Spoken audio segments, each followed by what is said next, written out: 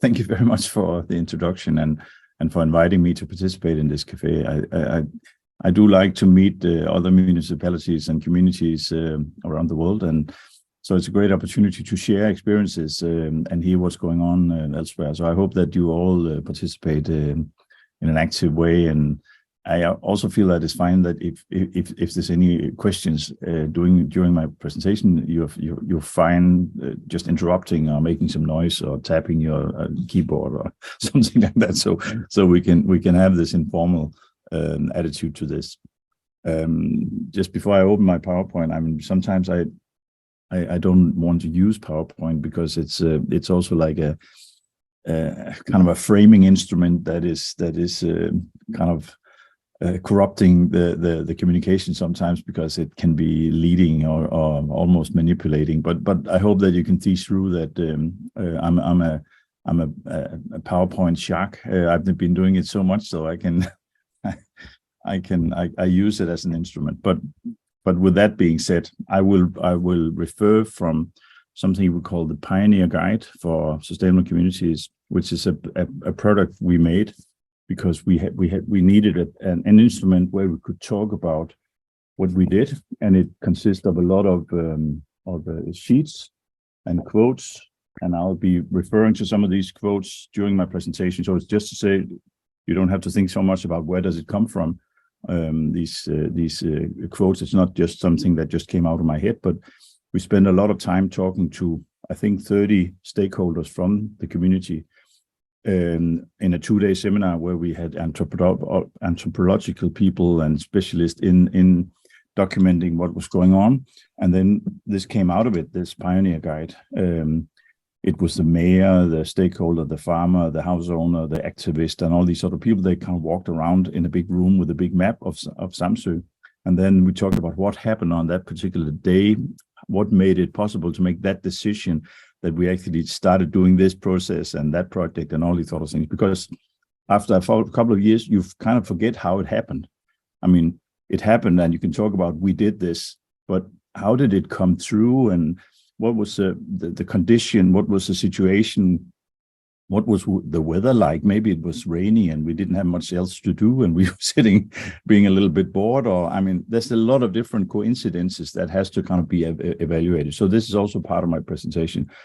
How do we make decisions, and how do we get over barriers, and how do we talk ourselves into kind of feeling comfortable about change? Because this is sometimes the biggest conflict in society. This is a barrier that is visible for some and for others not. And how do we get around the table and start talking about what is important? So I will now open my presentation, which I think, is that okay for you now? Are we on full screen? Yeah. So the background for this is, just while I have this opening slide here, is that Samsø won a competition to be the Danish energy island as a demonstration of the capacity of Danish policy financing programs and intentions about decommissioning coal and gas from central power production. It came after Kyoto, which was the COP3, the third COP meeting in the world after Rio in '92. So it's a long time ago. I think it was in 1996, the COP meeting in Kyoto, and our minister, he came back to and he promised he would find a place in Denmark to demonstrate the capacity of Danish policy. And Samsø applied, my community applied to be the model island or the model community to fulfill the ambition about changing from fossil fuel import to self-sufficient energy production in 10 years. And to do it with public participation and basic funding systems that is already there, and proven technology and stuff like that.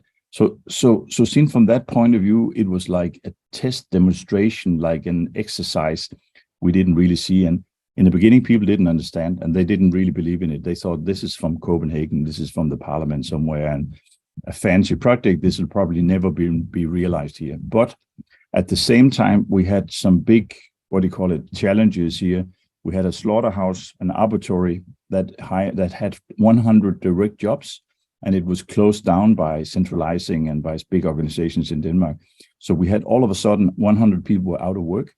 In a small community like this is a big depression, and it kind of have a lot of negative ripple effect, because there's service contracts, there's electricians, there's truck drivers and transport, there's a lot of farmers. So it kind of had this negative snowball effect that people were thinking, this is going to hell. We're going to close down the community in due time, and this is I mean, because we were also having a declining number of people living there. People were moving to the cities and they didn't really come back. So this was a starting point. So you could say that the Energy Island project came as maybe an answer to some of the problems that we had here, but we had to think that. So before I start, I mean, this is a legend. In 1997, we pledged to give up fossil fuels and convert to 100% renewable energy by 2008. So that's the ambition, very ambitious. So in order to understand where we are and what economy we have, because we are a low income area compared with the rest of Denmark, not with the rest of the world, because then we are rich. But compared to Denmark, we are a low income area. We don't have high salaries, and we don't have a lot of academic jobs and stuff like that. So we have a more rural, local, natural economy, if you understand. So in the old days, we had something we called the commons. The access to the commons, I don't know if you're aware of the tragedy of the commons, or there's been a lot of philosophical writing about the commons and the economy of the commons. The commons was open land, not private land, but public land that was owned by or administrated by the community. So commons was grassland, water, fishing rights, forest, firewood, and stuff like that. And it was organized by communities because everybody needed to have access to the commons to survive. So community was kind of basically organized the administration of the commons. So everybody would get a little bit of the commons so they could survive. So we kind of invented a new word, which is commodities. It is not an English word, but it's kind of a construction of common plus community. And I think that was the exercise we did. We tried to say, what is the common problem here? The common problem is that we need more jobs. We need a better economy. We need to get rid of the dependency of imported oil, because the cost of oil was going up all the time. Just to compare, in 1998, a barrel of oil on the world market cost about $30.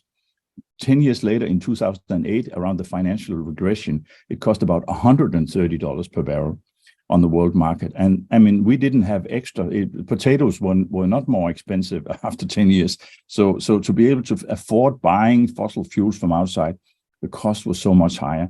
So in our transition, we could evaluate it would be much more profitable to produce our own energy instead of importing energy from outside. So this is the administration of the common, or the common economy. Today we call it maybe circular economy or something else, but that's another story. The story or the narrative of change comes from what you want to be like. So, I mean, if you want to have something going for your family, I mean, your spouse or your wife or your husband, then you start talking about the nice things that you want to do here, trying to introduce what you want to do before you make a decision. I mean, that's a negotiation that is happening in a humanistic way, where we talk about changes. Human beings exist in language, conversation, stories, and narratives. We talk about what we want to be, where we want to be at. Human beings invent their worlds with words, conversations, and actions. And this is, again, we started talking about the Energy Island as our kind of background. Who are we being part of the Energy Island project or the Energy Community project? Organizations are networks of conversations, of commitment for taking action and producing results. So we kind of took the project and broke it down into edible pieces. Somebody says, how do you eat an elephant? Well, one piece at a time. And we said, how do you take on a big project? Well, one element of the project at a time. So it was not like the big master plan we produced to see how are we going to do this, but we took it down and said, what is in it for the farmers, for the house owners, for the worker, for the municipality and the public works and all these sort of things, and had many little projects that kind of all together became the master plan structure of the transition in 10 years. So the narrative of change is interesting. And we did it in 10 years. This is you don't have to see this. You can download everything from, I think you'll share this presentation afterwards. So all these numbers are not so important, but it's just to say that we actually did convert all the heating systems was basically oil in the old days. We don't have gas here, and we changed it to district heating based on straw, wood chips, and solar. So we are more than 75% of all houses have now heat from locally produced district heating systems based on local resources from here, which was, we stopped importing oil and we started buying straw from the farms. So they got a revenue and an income from that. We put up 11 megawatt wind turbines on land, produced all the electricity we need per year. We put up 10 big offshore wind turbines 4 kilometers off the coast of Samsø to compensate for the CO2 emission from transportation and so on and so forth. Total investment was like, I don't know, 60, 70 million euros worth of energy installations shared by less than 4,000 people. So it was a big investment seen from that point of view, but it was more or less all bank financed. So we could actually afford to do it because the saved cost of fossil fuels was almost paying for the bank interest rent from the investment we did here, which is, I mean, worth thinking about, that somebody is actually gaining a lot of profit from selling you fossil fuels. And why not keep that profit internally in your own community? So this is Samsø seen in an afternoon light. You can see how beautiful it is. It's maybe the most beautiful place on earth. I don't know what you think, but it is really nice. And in this landscape, you want to put up wind turbines, which is very controversial and still is. You probably also have some discussions where you are with new installations or new technical structures that is sometimes provocative, and it feels like it's intruding your society because it was not there now, and now it's there, and it's really bad. But you can see in the picture, I don't know if you can see my cursor, but there's a smoke stack coming out just to the left of the wind turbine, to the right in the picture seen from my side. And this is a nearby power station. And this is just one of 3 power stations based on coal that was surrounding Samsø in the old days. So we were kind of enclosed by emissions from coal-fired power stations. So we had acidic rain on the island. So farmers had to put more lime on the land to keep a good pH balance in the soil. So there was a direct physical effect of fossil fuel burning in the surroundings. So when we put up the wind turbines, one argument, I mean, it sounds like a joke today, but one argument was we needed to ventilate the smoke away from Samsø so we had a clean atmosphere and not all this acidic rain. This is, of course, not all true, but the power and the whole idea was that we would reduce the emissions from the power stations by producing green energy and pump it into the system, and thereby prevent pollution coming out to protect your landscape and your environment. But we had to talk about, so an experiment doesn't have to be perfect. Experiments can open the way for something radically new. So this is a quote from the Pioneer Guide. So this is kind of social innovation. To believe that change is good for you, you have to be able to risk a little bit and then do something that you haven't done before. Because, I mean, my experience is also that local communities sometimes are a little bit conservative in the thinking. We like changes, but if we have to understand why, and we need to understand what it's good for. So an experiment doesn't have to be perfect. It's a quote saying that we need to be open to new things to be able to make change. And that openness has kind of we need to work with that and have these cafe seminars or workshops and stuff like that, where we get more and more information so people are aware of what are we stepping into. Is this something new? Is it dangerous? Is it expensive? Or what is happening here? So for this, we need to find common ground. And common ground is kind of a platform where we say, how do we get closer to each other in interest? I mean, how do a farmer get close to kind of an activist who are kind of very often in opposition to each other because the activist says that the farmers are dirty people who are polluting the soil and cruel to animals and stuff like that. And we need to be vegetarians, all of us, otherwise the world will go wrong. And the farmer says, I'm putting bread on your table and feeding you, stuff like that. We have these kind of conflict discussions where we sometimes say to them, forget about your conflicts, but think about how can we make common ground even with different reasons to be here, and to get people to think about what do we share instead of what do we not share, or where do we disagree. That's a big job, and it takes a lot of coffee and sometimes free beer to make people aware of what they can do together. So this is Samsø seen from Google. You can probably see this also. This is 30 kilometers long from south. I'm sitting here with my finger pointing. I have to do this. Can you see my pointer? Yeah. So from south to north, there's about 30 kilometers. And we have like the South Island and we have the North Island. And we have a big nature area here, very protected Ramsar bird nesting area where hardly nobody lives here. So we have 400 community members here. And then we have 3,600 living in this area. This is also where we have the main town. But the thing is that we have two different dialects. In the north, they speak a very different dialect from the people in the south. So even in a small community like this, we have several other little communities. So we are separated internally even more. So we have to think about where we are when we do the presentations, because people are not from Samsø only, but they are from Samsø and they are from the north or from the east or west or south. And in this, there's these different kind of cultural values that we have to appreciate. So from the very old days when I was a kid, when we went to the north and to play a football match, we were a little bit afraid because they were very fierce and angry guys, those out from the north, and very different from us. And they probably thought the same about people from the south. So these differences are important. We are not just one people, but a lot of little tribes who are protecting our rights. If somebody threatened us from outside, then all of a sudden we become one community. But from inside, we have a lot of discussions about who we are and what we are. So this is Denmark. Copenhagen is over here, and you have kind of Denmark more or less from north to south. And you can see Samsø is right in the center of Denmark. I mean, in the Viking period, Samsø was the center of Denmark. And Samsø means Samlingsø or meeting island. And we still feel that we are the center of I mean, Copenhagen is almost Sweden. So, I mean, how come we have a capital over there near Sweden? So we feel that we are the center of Denmark. And I think that is very important. In my argument, I also say that Europe has a center down here somewhere, but you can see clearly that Samsø is also the center of Europe, clearly, and also therefore the center of the earth.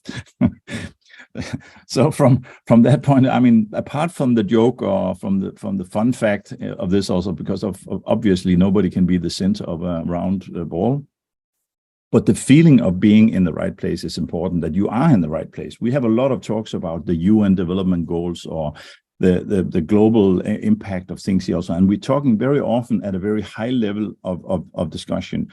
And where does it kind of land? Where do we have the roots of all this high-level discussions? And I think that the most important to remember is that you can do more where you are than if you are not at home. If you're always up in the theoretical sphere, then I think it's more complicated to make things happen. But if you are at home, then the next smart step you take is from home.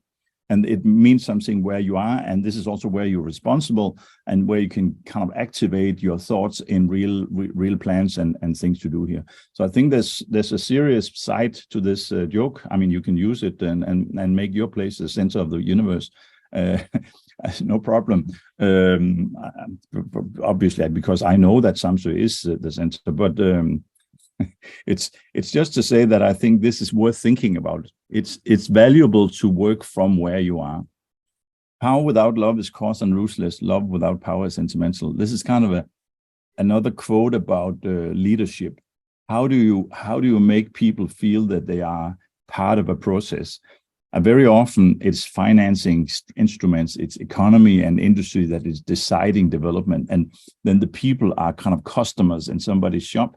And I like to kind of make people more aware of their role as customers or as participants. So power without love is kind of the business structure, and love without power is the kind of the hippies and activists, because very often activists, they don't have a lot of resources and a lot of power and influence. But anyway, I think we should make these two kind of leading processes meet, because a lot of visionaries have some good ideas, and when they become realized, then business will step in and say green development is as good as black development because it's also money. So let's work together like we did. I mean, these are people from Samsø, generally kind of average teachers and farmers and citizens with hard hats on, and we are buying the construction. We are at the construction side of the offshore wind turbines. And it's very interesting to see how people feel engaged when they are involved and included in the process. And even if they only bought one share, which was a very little part of a big wind turbine, they felt that they were part of the process. And being part of the process means that you're also accepting the process, and you don't have this objection saying, not in my backyard, I don't like it, but I feel involved in the process, and therefore I accept it, and I think it's okay. This is something we do, not they do, and I'm a spectator or a visitor in somebody else's project. So inclusion, ownership, engagement is very important for the process for us. And by that, we did a lot of interesting things. I mean, this is a lot about wind power and other things also, but the side effect of this was also the investment turned out to be profitable and paid back. And the profit, this is the municipal cars, and the municipality has a lot of cars to do public service like home nursing, and they are looking after old people in their homes and stuff like that. In the old days, they drove their own car, and they were compensated by kilometer by the municipality after every month. But with the profit from the offshore wind turbines, which was partly owned by the municipality, they bought this big solar garage, and they bought a lot of electric cars, and people are now driving electric cars, and it's cheaper for the municipality per kilometer. It's more environmental friendly, and we now have like a sitting stock of electric cars on the island, so the mechanics will also now be servicing, so it creates jobs, and it creates a second-hand car market where we can buy these cars when they're out of kind of normal business, because they have a fast exchange rate on these cars. So now we have like probably the most electric cars per capita in any municipality in Denmark, because we created the market because of an over-aiming ambition about being more sustainable. But we could do it because we had the profit from the offshore wind turbines to finance it, because the municipality is not a rich municipality either. But it was not taken out of the revenue from the tax, but it was taken out from the production from the wind turbines. We also bought a new ferry. I mean, ferries are heavy CO2 emissions. Probably many of you don't have ferries, but you probably have a lot of trucks and transportation. Transportation is a big emitter of carbon dioxide. So we decided also in 2013 and 14, this is kind of a sketch or like an image, and it was in commission in 2015. We bought a new ferry, which is a hybrid electric ferry, and this has changed a lot. We can now charge it from local produced energy, and we are in the next call. We have two ferry routes to the east and the west. It's going to be fully electric. So this is also changing, and this means we can use some of the profit, the production from the wind turbines to feed into the ferry, which is again the purpose of the offshore was to feed transportation. So we're getting there now. But it's very expensive, of course, and this is taking a lot of planning to do. A strong, sustainable, and robust community must share locality, activity, and mentality. This is kind of the sense of place. Being in the right place is important. So locality, of course, you can say that this is us, this is we, this is a place where we can say us, we.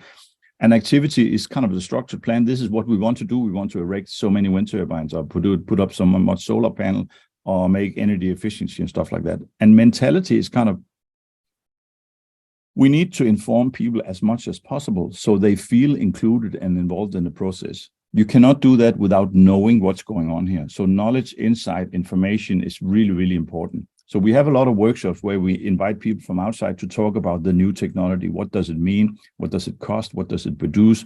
What does it mean in general?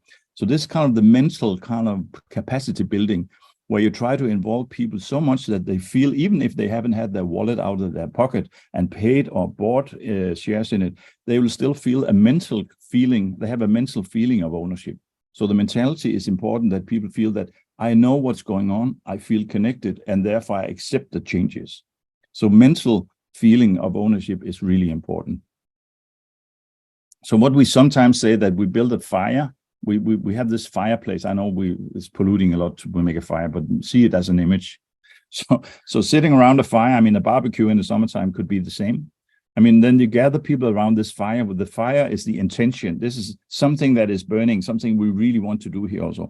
And then gather people around it. This is where the free beer and the music comes in. And we need to do this in a cultural, social way. So we have a lot of local meeting houses, and we do it there. where people often feel at home because they have celebrations, anniversaries, and everything in these houses. We go out there and we have a meeting, we present an idea, and we have already called somebody beforehand, because there's a natural leadership shared by people in communities.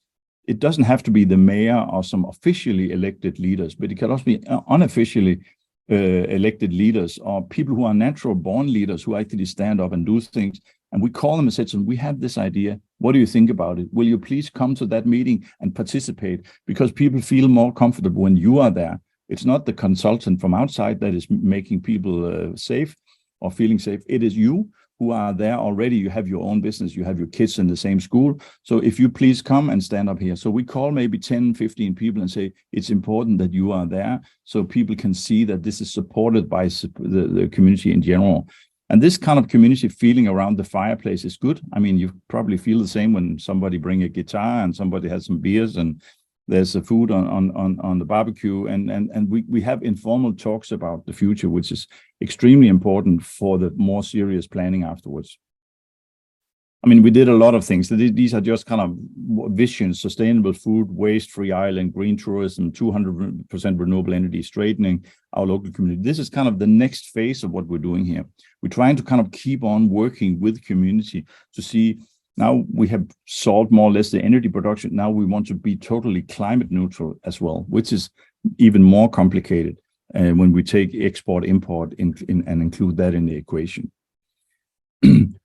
But we try to see it as a teaching or a creative development. So this is a share car system we have here. We can rent an electric car in all harbors. When people are here visiting the island, they can rent an electric car on an hourly basis. And in the wintertime, these cars works as shared cars in the villages. So people don't have to buy a car, but they can book it and say to all their neighbors, I'm going to the pharmacy to collect my medicine, or I'm going to the town to do some shopping, and we're going Tuesday at 10 o'clock or something like that. Then these cars are there. And this is also because of the wind and the other things. It's paid for by something else, but now they are operating as a service for the citizens. So again, back to the Pioneer Guide. I mean, the Pioneer Guide is you can see it. It's called pioneerguide.com. I can share the website, which is maybe quite interesting for you to see. In this, we also have something about process, the instruments for process. We try to be modern in the process work we do here and make people sit in circles instead of in rows. There's something about changing the meeting format. So when we set up people in a circle and we have the purpose of the meeting in the middle of the circle, I mean, in the beginning of the process, people, and especially farmers, they felt very awkward and they didn't like to sit in a circle exposed for the people on the other side. But now they like it because it's very efficient and we talk directly to the purpose of the meeting instead of discussing with each other. I mean, you probably also have a memory of a meeting where 2 or 3 people would take up most of the time in the meeting because they were discussing internally between each other because I disagree with you, I don't like what you say, and I think we should do this here. With a circle meeting, we try to focus our intention to speak about the purpose of the meeting from my point of view and from another point of view, and then you listen a lot. So this being able to listen to what all the others say is so important because it means that you then after the meeting you have a feeling about what is a common feeling of that meeting. Did it work or did it not work? And this is very productive.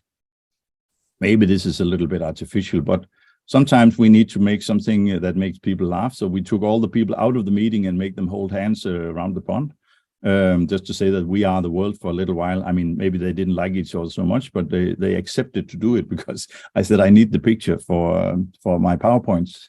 But they did it because they actually also respect each other and the work we do here. We use the circle as a metaphor for process, circular economy, circle meetings, all these sort of things. And the gray building in the background is where I'm speaking from. I'm inside this house right now. I don't know if you can see it, but I'm at the academy. We have about 3,000-4,000 visitors per year from all over the world, and we have a lot of local meetings in that house because we thought it's so important. We also need to have a house of our own where we can present ideas in a neutral house. It's not municipality, it's not private, it's kind of an NGO organization structure. And I think it's working. We have solar panels on the roof, and we are proving that we are doing what we're talking about.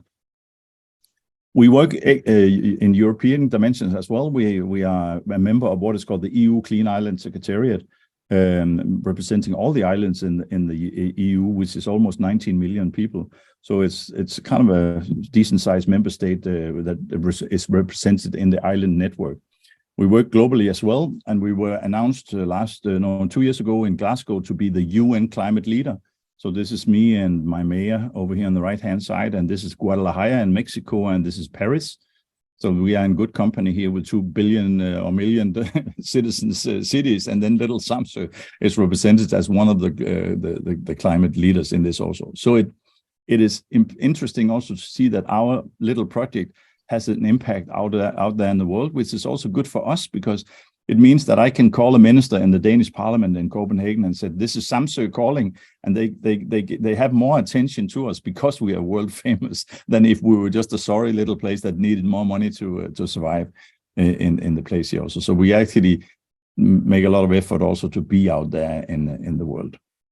And thank you. That was my introduction to what we do here.